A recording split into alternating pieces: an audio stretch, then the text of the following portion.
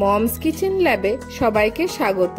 বৃষ্টির দিনে খিচুড়ি বা চপ সিঙ্গারা তো অনেক খেয়েছেন, তবে চলুন আজ আপনাদের সাথে শেয়ার করি একদম ভিন্ন স্বাদের একটি গুজরাটি রেসিপি। তবে হ্যাঁ, আমি যখন ভিন প্রদেশের রেসিপি শেয়ার করি তখন আমি সবসময় খেয়াল রাখি সেটা যেন বাঙালি টেস্ট বাডে মন্দ না লাগে। সেই কথা মাথায় রেখে আজ আপনাদের সাথে শেয়ার করছি গুজরাটি থেপলা আর মশালা আলু। তবে চলুন শুরু করা যাক আজকের রেসিপি। প্রথমে 3টে মাঝারি মাপের আলু মাঝখান থেকে কেটে একটা প্রেসার কুকারে দিয়ে তাতে ঢাকনা আটকে সিদ্ধ করে নিতে হবে। আলু সিদ্ধ হোক ততক্ষণে থেপলার প্রিপারেশন করা যাক। এর জন্য একটা বোলে 1 কাপ পরিমাণ আটা আর 2 চামচ পরিমাণ বেসন নিয়ে নিতে হবে।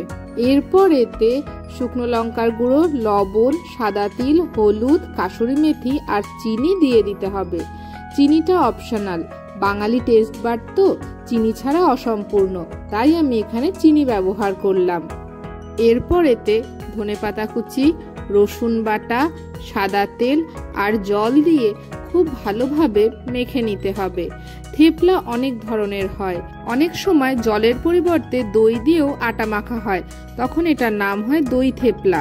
আবার শীতকালের দিকে মেথি পাতা দিয়েও মাখা হয়, সেটা যতটা স্বাস্থ্যকর ততটাই সুস্বাদু হয়। অনেক ক্ষেত্রে কুচানো লাউ দিয়েও আটা মাখা হয়। থেপলা খাবারটা ভীষণ স্বাস্থ্যকর। আটা মাখা হয়ে গেছে, এবার ঢাকনা চাপা দিয়ে রেখে দিতে হবে। এবার মশলা আলুর প্রিপারেশনটা করা যাক। দেখুন আলু সিদ্ধ হয়ে গেছে, এবার জল ছেঁকে আলু একটা প্লেটে তুলে নিতে হবে। তারপর ঠান্ডা হওয়ার জন্য কিছুক্ষণ রেখে দিতে হবে। এইদিকে একটা প্লেটে ধনে, লবঙ্গ, আদা, কাঁচা লঙ্কা আর গোলমরিচ নিয়ে নেওয়া হয়েছে। এইগুলোকে রাফলি ক্রাশ করে নিতে হবে। আলুও ঠান্ডা হয়ে গেছে, এবার আলুর খোসা ছাড়িয়ে নিতে হবে। আপনারা চাইলে গোটা আলুও সিদ্ধ করে নিতে পারেন, হাফ করে নিলে সিদ্ধ খুব ভালো হয়, তাই আমি এইভাবেই করে দেখালাম। এইবার সিদ্ধ করে নেওয়া আলু একটা ছুরির সাহায্যে রাফলি চপ করে নিতে হবে। কোনো প্রপার শেপ দেওয়ার দরকার নেই, মোটামুটি চৌকো চৌকো করে কেটে নিলেই হবে। এইভাবে সমস্ত আলু কেটে নিয়ে ফিরে আসছি। দেখুন আলু কাটা হয়ে গেছে। কড়াইতে তেল গরম করতে বসানো হয়েছে। এই তরকারিতে খুব বেশি তেল দেওয়ার প্রয়োজন নেই, 3টে আলুর জন্য 2 থেকে 3 চামচ তেলই যথেষ্ট। আমি এখানে সর্ষের তেল ব্যবহার করেছি, আপনারা চাইলে সাদা তেলেও রান্নাটি করতে পারেন। এবার এতে 2টো শুকনো লঙ্কা ফাটিয়ে দিয়ে দিতে হবে। 30 সেকেন্ড মতো নাড়াচাড়া করে একটু ভেজে নিতে হবে। এবার এতে সর্ষে, গোটা জিরে আর হিং ফোড়ন দিয়ে দিতে হবে। 10-12 সেকেন্ড লো হিটে একটু নাড়াচাড়া করে নিতে হবে।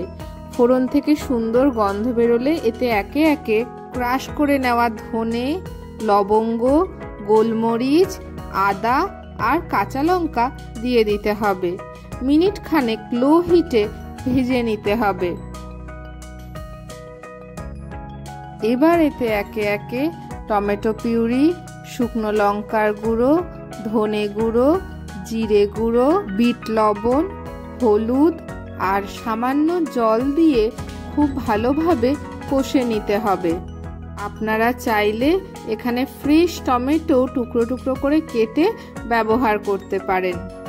কষতে কষতে যখন মশলা দিয়ে তেল ছাড়বে তখন টুকরো টুকরো করে কাটা আলু এই মশলাতে দিয়ে দিতে হবে। খুব ভালোভাবে আলুর সাথে মশলা কষে নিতে হবে। এই সময় গ্যাসের ফ্লেম একদম লো রাখবেন, নয়তো মশলা জ্বলে যাওয়ার একটা সম্ভাবনা থাকে।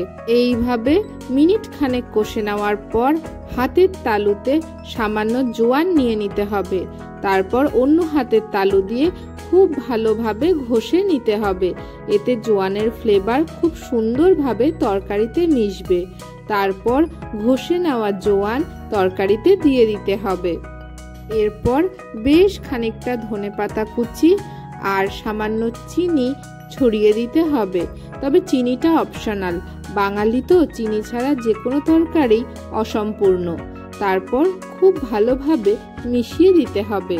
চিনি কিন্তু তরকারিতে কোনো মিষ্টি ভাব আনবে না, টক, লবণ আর ঝালকে ব্যালেন্স করবে।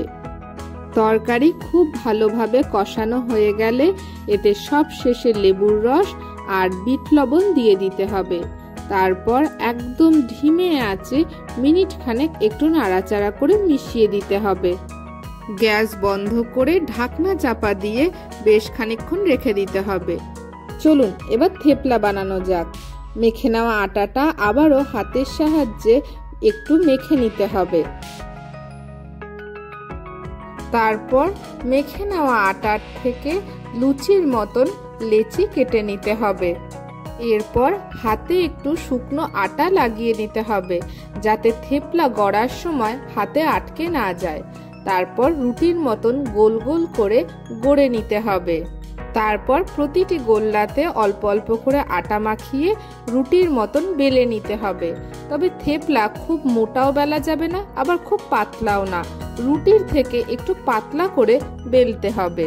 থেপলা গড়ার সময় গমের আটার সাথে কিন্তু বাজরার আটা মেশানো হয়, তবে বাঙালি বাড়িতে বাজরার আটা পাওয়াটা দুষ্কর, তাই ক্রাঞ্চিনেস আনার জন্য আমি বেসন মিশিয়েছি।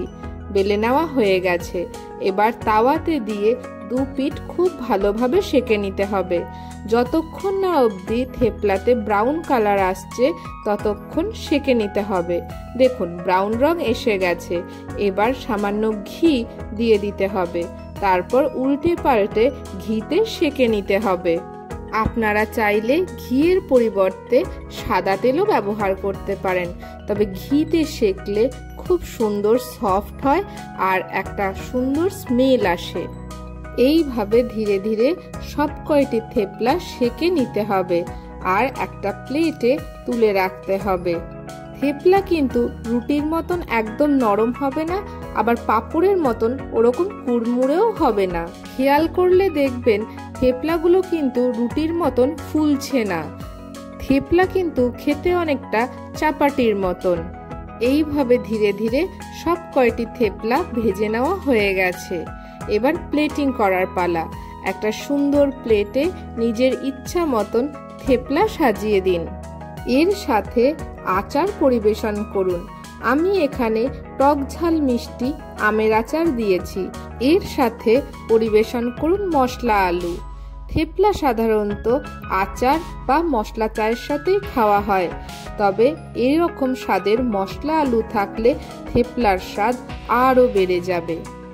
বাচ্চাদের টিফিনে কিংবা অফিসের লাঞ্চে অথবা বিকেলের হালকা খিদে মেটাতে বা ডিনারে বানিয়ে ফেলুন মশলা আলু আর থেপলা। আজকের রেসিপিটি কেমন লাগলো অবশ্যই কমেন্টে জানাবেন। এরকম নিত্য নতুন নানান দেশ বিদেশের রেসিপি পেতে অবশ্যই মমস কিচেন ল্যাবের সাথে থাকুন। আজকের মতন আসি, দেখা হচ্ছে অন্য কোনো দিন অন্য কোনো নতুন ভিডিওর সাথে।